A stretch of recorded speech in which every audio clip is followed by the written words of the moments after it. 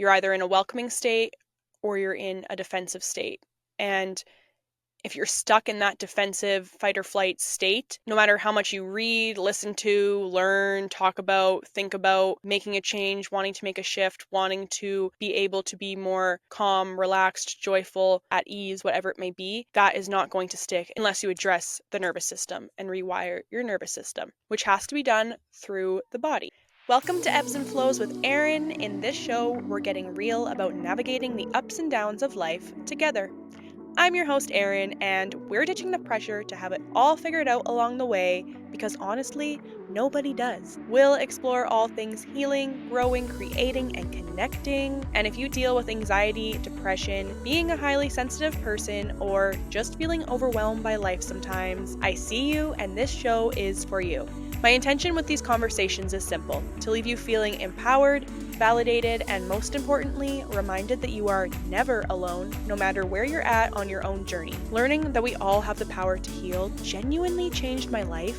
And the best part, healing does not have to be complicated. The smallest changes really can make the biggest impact, and it can be joyful, fulfilling, and something that we do together. So join me in getting real about what it means to heal. Thank you for being here, and now let's get into it. Welcome to Ebbs and Flows with Erin. I'm Erin, your host, and I am so happy to have you here with me today. We are coming off of our 3-part Effexor series, sharing all about my experience being prescribed Effexor, being on Effexor, and then tapering off Effexor, where I am now over 5 months Effexor free after being on the antidepressant medication for 6.5 years. When I was diagnosed with generalized anxiety disorder and depression, I was put on it. And we dive all into that in the first 3 episodes of this podcast. So if you're at all interested in that topic, you can go back and listen to those wherever you're listening to this episode, or you can watch over on YouTube at the Ebbs and Flows YouTube channel. And now going forward, we're just going to dive into everything and anything under the umbrella of healing, growing, creating, and connecting, and essentially holistic health and wellness tips, tools, lessons, things that empower us in our healing and bettering our overall health and wellness and our lived experience, and bringing the fun and the joy back to our lives. So for today's episode, I want to dive into nervous system regulation. How do we do it, and why does it matter? Because when I was trying to think about what I wanted to talk about next following the Effexor series, I realized that when I was in the thick of my journey from healing from excessive severe anxiety attacks, anxious episodes, depressive episodes, and I had a full physiological breakdown in the beginning of 2021, which is when I felt like I had no chance but to dive into learning about holistic healing and holistic ways that I could better myself and actually experience some change. Because aside from being on Effexor at the time to manage anxiety and depression and my overall mental health, I had still been going down the Western medicine road trying to find answers from doctors to the problems that I had been facing and coming up with no answers and no solutions. At the time, I was someone who would get sick often. I was experiencing pain in my body. I had really poor gut health. Obviously, my mental health was not well. And I decided, well, what is the quote? The definition of insanity is doing something the same way and expecting different results. I can't remember who said that, but I realized, okay, there has to be a better way, another way. There has to be a way that will bring me true healing and change. And so that's when I started devoting any time that I could to learning about holistic health and wellness and ways that I could manage and overcome anxiety and depression. And I started doing a ton of researching, learning, studying, experimenting, implementing a whole bunch of different holistic practices. So when I was thinking about what it is, like what's the number one thing that made a difference for me in experiencing true healing and being able to make these shifts in my life to better myself. And it really comes down to our nervous system, taking care of our nervous system, regulating our nervous system. And there has been more and more widespread talk about the importance of our nervous system and the role it plays in our life and our health and wellness. I know there are many experts and people talking about this now, And I think that's amazing because it's information that everyone deserves to have access to, because it empowers us to take our healing and our wellness into our own hands and allow our bodies to do what they're innately made to do, which is to heal. So I want to share tools that I have found to be effective in regulating my nervous system, bringing me into the parasympathetic rest and digest state. And before I dive further into this, I want to just give an overview of what is the nervous system. Because a lot of the time I find when we're talking about this stuff, it's easy to slip into using language that once you learn about this stuff makes sense to you, but if you're someone who's just hearing it for the first time, you're like, what does that even mean? So I want to just try and explain, what is the nervous system? How do you regulate it, and why does it matter? So the nervous system acts as a control center of our body. It's responsible for everything from our heartbeat to digestion to the way that we feel. And one part of it is the autonomic nervous system, which is extremely important when it comes to our well-being, and it's divided into two main parts: our sympathetic nervous system and our parasympathetic nervous system. Our sympathetic nervous system is in charge of our fight or flight response, which is activated when we are triggered by something that makes us feel fear, and its goal is to keep us safe and keep us alive. Whereas our parasympathetic nervous system is in charge of our rest and digest state, which is when our body is able to relax and calm and heal.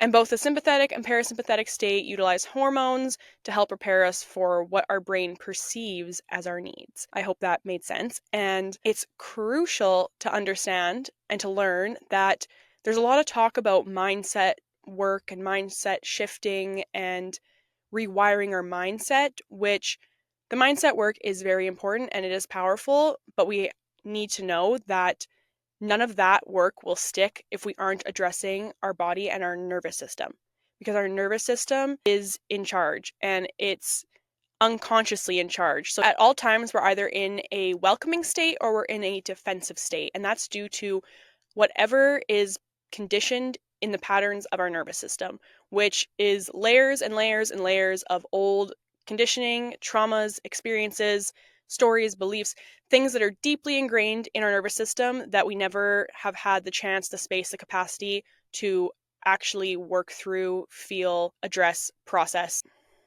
So essentially, especially in this modern chaotic world where we aren't given much space to relax and shift into the rest and digest state, our bodies are so tense and have so much trapped energy and emotion in them, which is where you start to get ailments, illnesses, pain, injuries of the mind, body, spirit. And when I say emotions, emotion means energy in motion. So we have stuck emotion, we have stuck energy that needs to be worked out, released, and rewired through regulating our nervous system and getting us to be able to shift into that rest and digest mode more naturally.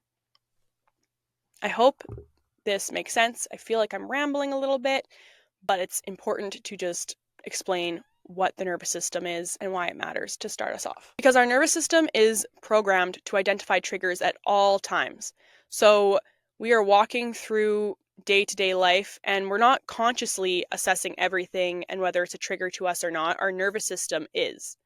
And a lot of the time, if you experience someone or you feel like you're someone who is always in defense mode, 95% of the time, that is not a conscious choice.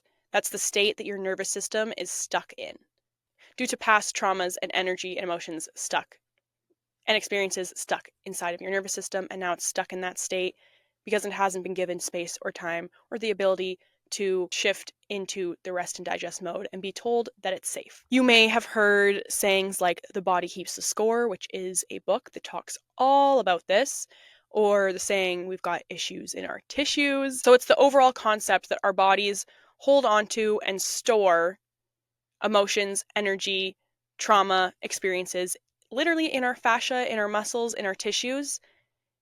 And it's only when we allow those to be felt and processed and released that we can actually experience living in a different state. And this energy, these emotions can be stress, they can be anxiety, anger, grief, sadness. It all gets stuck. And especially being a highly sensitive person, if you are like myself, or if you're someone who deals with mental health conditions like myself, or you're an empath, so pretty much most of the population can especially benefit from having tools to regulate and take care of your nervous system. There is something called polyvagal theory, and this talks about the fact that our physiological state affects how we react to everything outside of us. No matter how hard we try to think or learn or talk our way out of patterns, this change will not happen until we address our nervous system and our bodies. Because, like I said earlier, you're either in a welcoming state or you're in a defensive state. And if you're stuck in that defensive fight or flight state, no matter how much you read, listen to, learn, talk about, think about making a change, wanting to make a shift, wanting to be able to be more calm, relaxed, joyful, at ease, whatever it may be, that is not going to stick unless you address the nervous system and rewire your nervous system, which has to be done through the body. So I started learning about this when I started taking my healing on the holistic side of things really seriously, but I really started talking about the nervous system and how it works and why it's important when I got certified in Reiki. I am a Reiki practitioner, a Reiki master, and Reiki, there is many ways that people talk about it. There are many different ways that practitioners might explain it to someone. It can be thought of as very woo-woo, some may say, but it really is scientific. It's really all about energy and our nervous system. And when science and spirituality can coincide, that is truly when the most remarkable things happen, and that is the case most of the time. Reiki is working to utilize life force energy to stimulate your nervous system and activate the parasympathetic rest and digest mode. Parasympathetic nervous system, which activates the rest and digest mode, is the state that you have to be in order to relax, calm, and heal. And our bodies are innately meant and made to heal themselves. The only reason that we struggle with this and we experience illness and we get stuck in illnesses and diseases and ailments and all the things is all of the million bajillion stressors that are thrown at us in this chaotic world. Reiki works to shift you into the rest and digest mode so that your body is able to process and balance its energy. So if you are interested in that, follow over on Instagram at ebbsandflows222 because I like to share quicker versions of the tips and tools for holistic healing over there, and I do offer Reiki sessions. It's all linked down below in the show notes. So Reiki is one tool for nervous system regulation. Whether you go to a practitioner or you take your certification, you only need level 1 to be able to do self-Reiki, and it truly was my self-Reiki practice that was the catalyst for me having the capacity to create tangible, positive changes and shifts and to just catapult my healing to another level because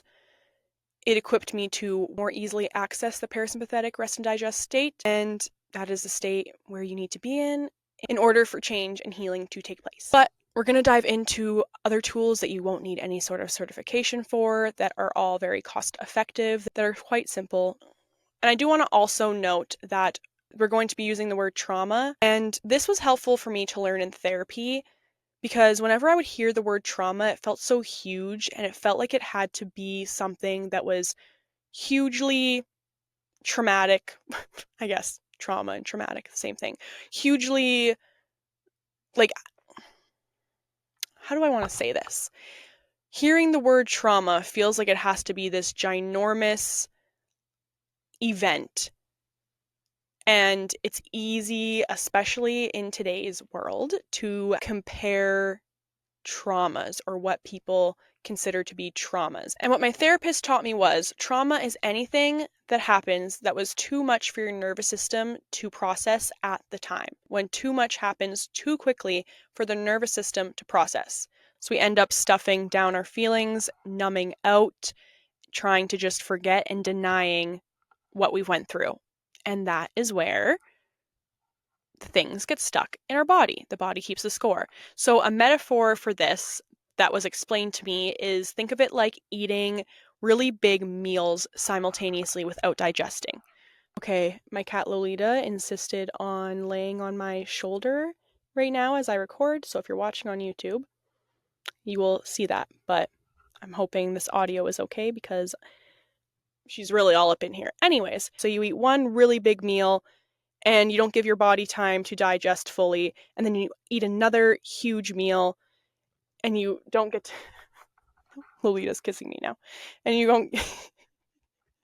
She likes to give me hugs and kisses with her sandpaper tongue. Anyways, and you just keep eating big meals without letting yourself digest fully. So you get this buildup of all this food and you feel really terrible. And that is what it's like to keep continuing to experience things that your nervous system is not able to process. Okay, we're back. I had to tend to Lolita. But anyways, as I was saying, ends up just building up and building up and building up, and we get stuck in the state that we were in when we experienced that trauma. So I know when my therapist taught me this, it was because she could tell that I was uncomfortable with the word trauma, because I felt like it had to be a certain caliber of event that happened to you in order to be able to call it trauma.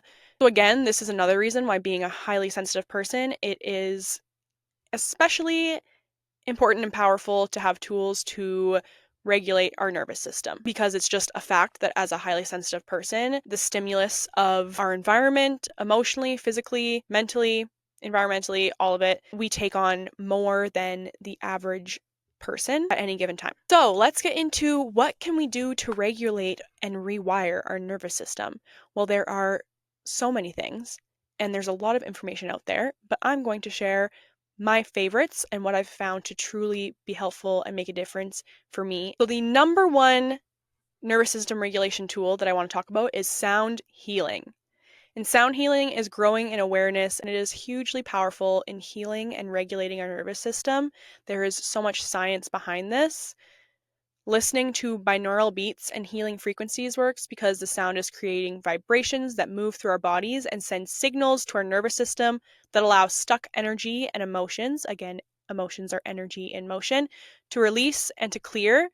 And it sends a signal to our nervous system that we are safe and shifts us into the rest and digest state. So binaural beats are different frequencies alternating in through each ear at the same time to create a certain frequency. And then there are other frequencies at different hertz. I know 528, 432, and I think it's 328 hertz are really good for anxiety and promoting calm and shifting you into the rest and digest state. And then the theta waves, I think it's between 4 hertz and 9 hertz for binaural beats combined, are really good for healing anxiety. And there are so many free playlists and binaural beats and healing frequencies, songs and playlists and albums on any platform you listen to music. On YouTube, you can search up specifically what you're looking to alleviate or looking to stimulate with the music, and you will find what you're looking for. If you're interested in my suggestions, again, send me a DM or an email, and I'm happy to share some of my favorite playlists. When I was in the thick of my healing journey and experiencing severe anxiety constantly, this was the most powerful tool for me. When I tell you I was playing binaural beats and frequencies constantly, I was playing them while I was driving, while I was working, while I was sleeping, while I was walking, while I was doing anything, brushing my teeth, getting ready in the morning, at all times when I was really in my worst state and trying to get out of it and taking this healing seriously. I had these playing at all times. And again, like I said, there's so much science behind this. I know I'll tell people sometimes I went to a sound bath and they kind of look at me like, what? You're bathing in sound? A lot of people will assume it's an actual bath as well, and I have to clarify, it is not a bath. Although I'm a huge bathtub fan, so that could be awesome. And it is a goal and a dream of mine to lead a sound bath in a body of water. I don't know if you've seen videos ever on social media of people in the ocean or on a lake, and they're on their stand-up paddleboards laying down, or they're on pool floaties and they're having a sound bath. That is my dream and my goal, to lead something like that. But anyways, there's a lot of science behind it. Literally, the vibrations are healing your body, and different vibrations at different frequencies and different notes are healing specific body parts, specific emotions, specific ailments. It is fascinating. There's a lot of science and research out there about it, and this is a number one tool I would suggest for you when it comes to regulating your nervous system.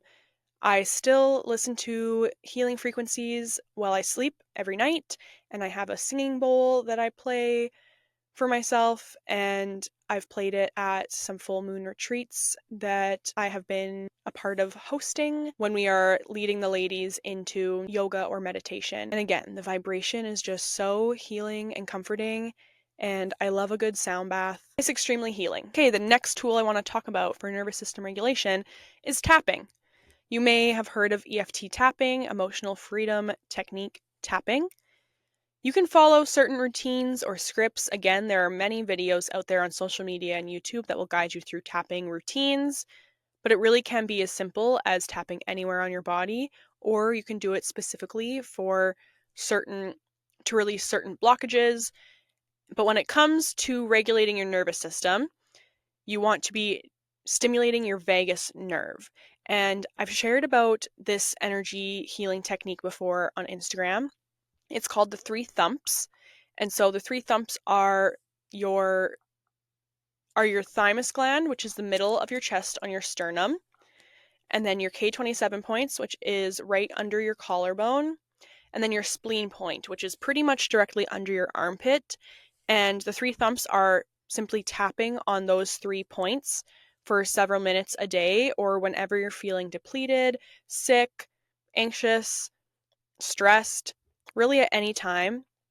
But if you make a habit of it, practicing it in the night time or in the morning, this will work to keep your nervous system regulated. But again, you can use it whenever you're feeling like you need an extra boost. And outside of the 3 thumps, when it comes to tapping, you can utilize bilateral stimulation. Bilateral stimulation refers to stimulating both the left and right hemispheres of your brain. So this activates the parasympathetic nervous system, which is our goal. Activating both the left and right hemispheres of our brain simultaneously also allows us to create new neural pathways and strengthen our current neural pathways. And it is also said to increase certain neurotransmitters in our brain like dopamine and serotonin, which are associated with feelings of happiness and well-being. There are also quite a few simple energy healing exercises that you can do that involve bilateral stimulation. And I like to share these sort of things on my Instagram, or because then I can show you in a quick video of what to do. But there are a few different really quick energy practices that can activate your parasympathetic nervous system. If you're interested in learning about those, again, just let me know. Tapping works with our meridians, which are energy pathways. And when our energy pathways become blocked or clogged or stagnant or stuck, that's when we experience different physical, mental, and emotional ailments and illnesses and tension. And so on that note of the meridians being our energy pathways, my next tool that I want to talk about for nervous system regulation is acupuncture. Acupuncture is based in Chinese medicine, and it works with our meridians, our energy pathways, like tapping. It's just using needles for stimulation rather than our hands or our fingers with tapping. And I am obsessed with acupuncture. It is something that I will never give up. I started going to it monthly back in the beginning of 2021, and I will never stop. I'm absolutely obsessed with it, especially as a woman with a menstrual cycle. Our hormones are constantly fluctuating, and acupuncture is really beneficial in supporting our hormones and our overall health and wellness while we go through the hormonal fluctuations. When it comes to the physical symptoms, the mental and emotional symptoms, acupuncture is amazing for that. It's also amazing for fertility. It's amazing in every way. I talk to so many people about acupuncture now, and everyone has a different reason for why they've went, but everyone has a 100% success rate in feeling in alleviation from whatever they were going to acupuncture for. Every time I talk to someone about whatever it is they've went for, they've found that it worked. And that's why I love holistic and Chinese medicine, because it treats everything as it is connected and the root causes of your symptoms. I also get cupping with the fire glass cupping on my back every time I go, and it's just the cherry on top. I'm obsessed. I also have the best acupuncturist ever, and I just love my acupuncture appointments. I suggest acupuncture to everyone for everything. And this is the one tool in here that I'm suggesting that will cost you money, but in my opinion, it is worth it. So the next tool I want to talk about is somatic movement. So, what is somatic movement? It is moving your body with full body awareness and focusing more on how you're feeling rather than trying to meet a specific fitness goal. So, it's more about focusing on the emotions you're feeling moving through your body and allowing your body to feel and release them. So, focusing on your mind body connection and moving your body with the intention to move energy and emotions through you and just paying attention to how your body feels in these movements. So, this can look like dancing, doing yoga, certain stretches, Pilates, simply just jumping up and down, shaking your body, doing some Qigong, which is energy healing with movement, and anything that gets you moving your body in an intentional way. It was really powerful for me in my healing journey to learn and come to understand that moving our body intentionally and in ways that allow us to connect with our mind and our body and our emotions all in one is extremely powerful. A lot of the time, if we're only doing those strenuous, intense workouts, we are going to end up holding on to this tension, this stress in our bodies, our muscles, our fascia, and we're going to end up with injuries, pain, fatigue, illnesses. So these somatic movements are really healing for our nervous system. And this is not to say that you can't have those more intense workouts, but also layering in these somatic movements. And aside from your mind and the emotional side of things, somatic movements address physical issues like muscle tension, digestive problems, sleep issues, chronic pain, respiratory problems, the list goes on. Okay, the next tool I want to talk about is meditation. There is plenty of research and science behind the benefit of having a meditation practice. It is ideal to try and make a regular practice of meditation to really experience the nervous system regulation and the benefits of that, where you're able to go through your days and encounter the stimulus of everyday life, maybe the unexpected things that come with it, without being sent into a frenzy of stress, anxiety, anger, tension, etc., etc. And there are so many free resources online when it comes to guided meditations and different form of meditation. I'm currently working through my meditation teacher training and I'm finding it incredibly informative and I'm really excited to be able to offer meditations, but something that I've learned already going through this training is that it can be as simple as just going in a quiet space, closing your eyes, focusing on your breath, and you never want to try and control your thoughts or try and stop your thoughts. It's just literally doing the practice of getting still and quiet, and the more that you do it, the more it'll naturally quiet your mind. I remember when I would first try meditation, I would get so frustrated because I was like, I can't stop my thoughts. I can't turn my mind off. And I would get more frustrated and spiral more in my thoughts because I was focusing on the fact that I couldn't stop my thoughts. And years down the road, I came to learn that it's about just letting our thoughts pass by. It's not about trying to stop your thoughts because that's you still trying to control. And what I've learned is that meditation is about releasing control. And the more that you practice it, it becomes more natural for your mind to be able to quiet and enter that meditative state. And especially in this chaotic world we live in, this busy world we live in, our minds are almost never given a chance to truly quiet and be still without distraction. We typically always have at least one distraction going on. And that's where the dysregulation of our nervous system comes in, because our minds are literally never given time to process or to slow down. And so when we do give them the space and time to slow down and be still, and we build that muscle of our mind slowing down and being still and entering that meditative state, then in our day-to-day life, we are more easily able to process the things that are going on around us without getting overwhelmed and entering that dysregulated state. So stay tuned because I do plan on starting to offer meditation and I'm looking forward to it. Okay, the next tool for nervous system regulation is breathing exercises.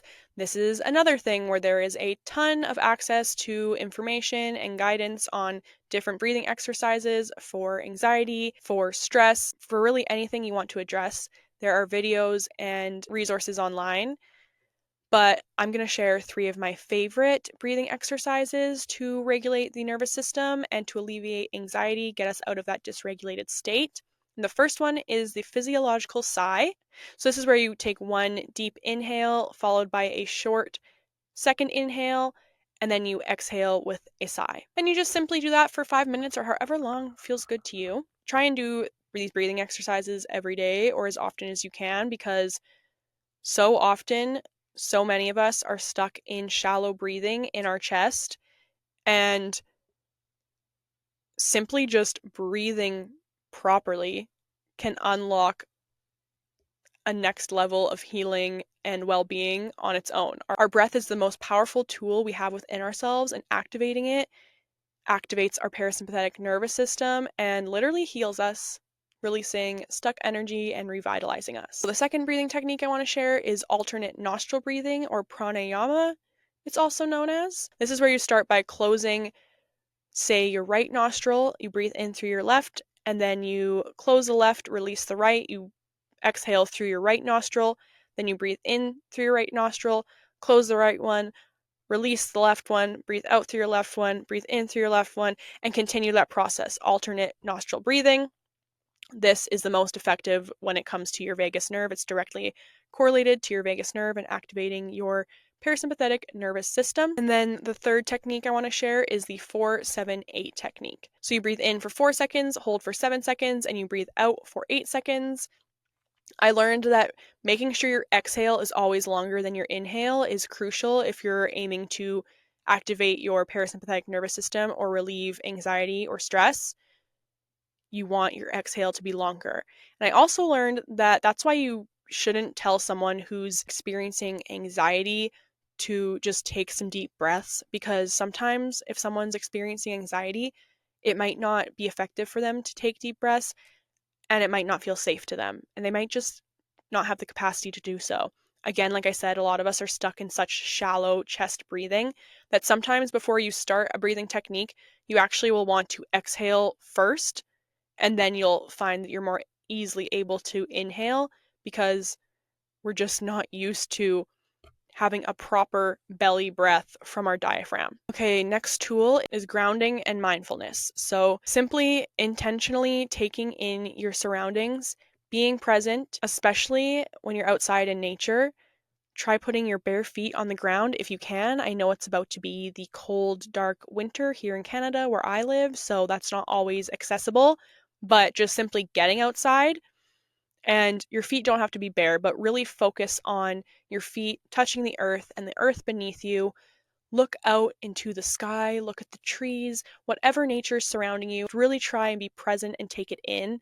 This is always a sure way for me to shift into a more regulated state, is to just get myself outside and looking up at my surroundings and just really taking in the fact that we're on this giant rock, this miracle of Mother Nature is surrounding us, and life is so much bigger than the issues that we face in the day-to-day, the things that stress us out. So that might sound silly or too good to be true, but it really is very powerful in regulating our nervous system. Getting outside, if you can, is always one of the very best things you can do for yourself. Taking in some fresh air and just taking in your surroundings, feeling and acknowledging your gratitude for being here, for everything in your life, for just simply Mother Nature and the universe if you're struggling to think of anything else. The next nervous system regulation tool, massage and physical touch. So whether you go for a massage, you go pay for a massage, or you give yourself a massage, physical intentional touch helps to regulate the nervous system by moving stuck energy and tension through the body and activating the vagus nerve and your rest and digest state. You don't have to go get a massage. I am a huge advocate for getting massages if you have access to that. They don't just feel good, they are healing.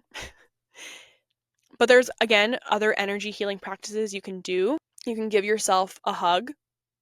Again, it might sound silly, but it literally signals to your nervous system that you are safe.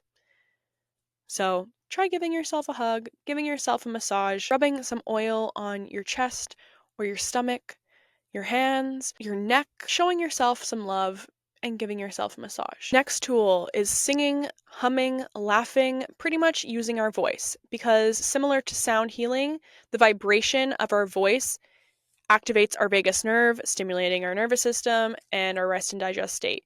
So it really doesn't need to be overcomplicated. You can sing no matter what you sound like. Sing in the car, sing in the shower, sing whenever you feel like singing. You can hum along to your music. You can hum while you're meditating. You can hum on your exhale of your breathing practices. You can hum while you're tapping your body. That's one of my favorite things to do while I'm doing my tapping of my 3 thumps or any form of tapping. I will hum while I tap. Again, this stimulates our vagus nerve and shifts us into the rest and digest state. Laughing and even just smiling.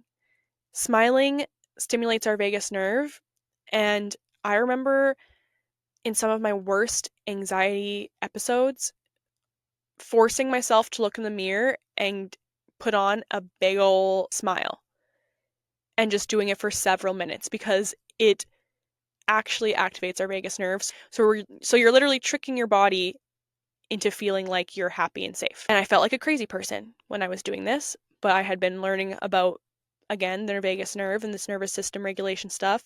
And I was like, I'll try anything at this point. And the next tool, while we're talking about laughing, is co-regulation.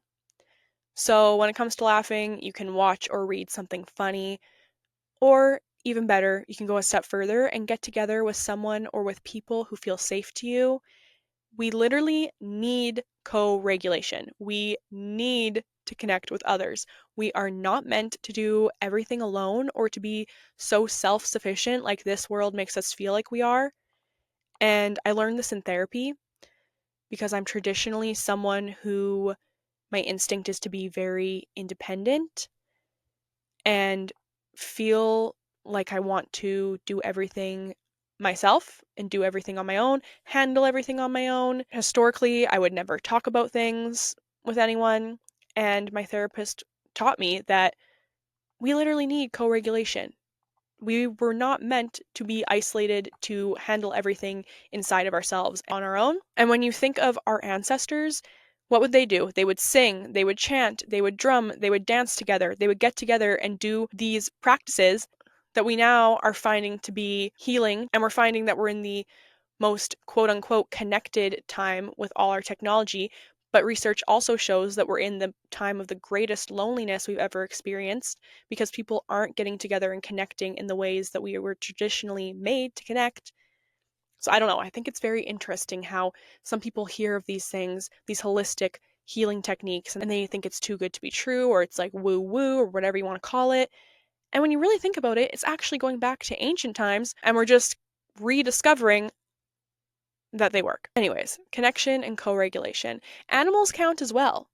Co-regulating with animals, that's why pets can be so healing.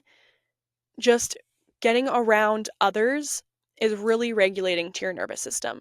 Others who feel safe to you.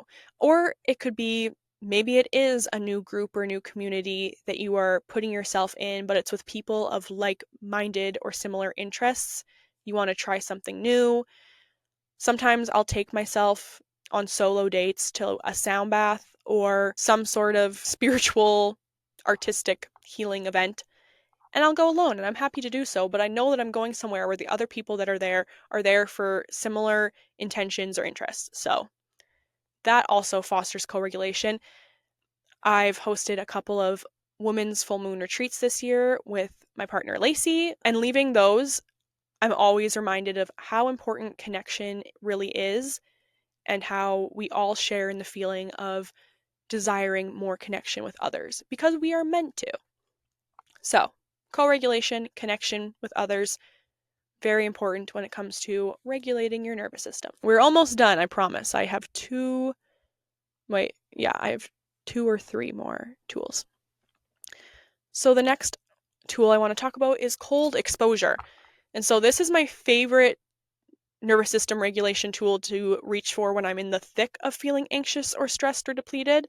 So I'm having the symptoms already, and this is when it's my favorite time to use cold exposure. And this works because the shock of the cold jolts your nervous system into resetting.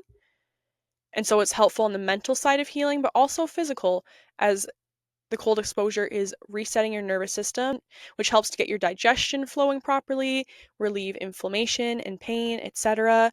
So you want to focus on the main areas where your vagus nerve is stimulated, which is your chest, your neck, back of your neck, sides of your neck, your face, top of your head, your wrists, your hands. My favorite is to either just get in an ice cold shower or get a bowl of ice and dunk my face in it several times, or even just hold on to ice cubes, put ice packs on my chest or my neck. I remember when I was in Vegas with my girlfriends a few years ago and I was experiencing anxiety on our last day there, and I was walking around Las Vegas with a bag of ice from the hotel and holding it to my chest. And when it came time to fly home, I asked the flight attendant for a cup of ice and I just held ice cubes in my hands for the first couple of hours. And that was comforting to me. It was not a fun day, but it did help. And when it comes to when I'm not in the thick of anxiety symptoms and I want to still practice cold exposure for my nervous system, I'll usually just end my shower with ice cold water. But again, my favorite is to use this when I'm in the thick of experiencing symptoms because it's very quick in resetting our nervous system. Okay, I want to talk about eye movement because slow eye movements stimulate your vagus nerve, shifting you into parasympathetic rest and digest state. So there's simple practices you can do where you can put your hands behind your head with your arms up and just with your eyes look to the top right corner of a room and just focus on that until you experience a yawn. And a yawn is a signal that your energy is shifting, aka you're shifting into rest and digest state. So then once you experience that yawn, you will then hold your arms still behind your head and you will look your eyes to the top left corner of the room until you experience a yawn. Do that a couple of times, or you can just start with looking into the far right corner of the room and really slowly shift your eyes all the way to the left. Do that a couple of times. And this is used in EMDR therapy, which is eye movement desensitization reprogramming. I've done this a few times with my therapist, and there's a few different ways of doing it. She gave me 2 buzzies, they're called. They're buzzers you hold in each of your hands, and they simultaneously buzz, and your eyes go back and forth. So this creates bilateral stimulation, which we previously talked about, as you talk through a traumatic event, and you talk about how you feel about it. And the theory is that it's allowing your nervous system to shift and process the event that you never were able to process while shifting you into rest and digest state so that now when you think back on that event or that emotion, your nervous system is not stuck in that fight or flight dysregulated state. I think there's probably a better way of explaining EMDR therapy, but I hope that made sense. Talk to your therapist or look further into that to learn more about it. I'm not exactly an expert, but I have done it. It did work for me, and it's using the bilateral stimulation, the eye movements that regulate your nervous system. And the final nervous system regulation tool I want to talk about is prioritizing sleep. So all the practices that we've mentioned today will help to regulate your nervous system, and in turn, this helps you to be able to get better sleep. And sleep is the root of everything. When we are lacking good sleep, issues in our mind and our body are going to follow. It is the number one way to ensure that we are going to experience any sort of ailments in our mind or our body. And it's sad because it is often worn as like a badge of honor in our society to say, oh, I was up all night working on this, or I was up at 4 a.m. or 5 a.m. Oh, I'm so tired, blah, blah, blah. It's really twisted when you think about it, but it really should not be celebrated if you are depriving yourself of sleep to be productive or to do whatever it is that you're doing. And you can't beat yourself up for feeling like this could be something to celebrate because, like I said, it's society that's made us feel this way, but we need sleep. So waking up as early as you want is fine, or staying up as late as you want is fine. But ensuring whatever the routine looks like for you, just making sure that you get an adequate amount of rest and sleep because you need it. Your body needs it, your mind needs it. It is the root of everything. And there is a tool called NSDR, which is non-sleep deep rest state practices that can help regulate your nervous system and strengthen your neuroplasticity. Your neuroplasticity is your brain's ability to change and grow. And Dr. Andrew Huberman, I should say, has a 10-minute version and a 20-minute version of these on YouTube for free that you can practice at any time that you need a boost of focus or energy. And regularly practicing these helps with your ability to sleep at night as well. So on those days that you don't get enough sleep, because life is life and we're not always going to be able to get our 8 to 10 hours of sleep in, You are going to want to practice these NSDR practices either first thing when you wake up or midday. I typically enjoy doing them midday because it just resets my focus and energy for the day, I find. But they're really powerful, and I am no Dr. Huberman, so if you don't listen to Huberman Lab or you don't follow him on any form of social media, but you're interested in how you can better your overall health and wellness and your well-being, I suggest that you give him a follow, give some of his content a watch, because he is extremely informative, and I'm really appreciative of how he's making science accessible at zero cost to so many people. He has episodes and social posts on such a wide array of topics. Okay, we made it through. I hope something I've shared today can be helpful to you. I actually know it will be helpful if you choose to try and practice any of these things. I promise that you will experience healing in your nervous system, and when your nervous system is regulated, that is when change can happen in your life. That's when you can make any sort of mindset shift, any sort of habit building, any sort of lifestyle change, manifesting, anything that you want to implement in your life. Taking care of your nervous system and being able to get into a regulated state is going to be the key for you. I know this because I am my own evidence of it.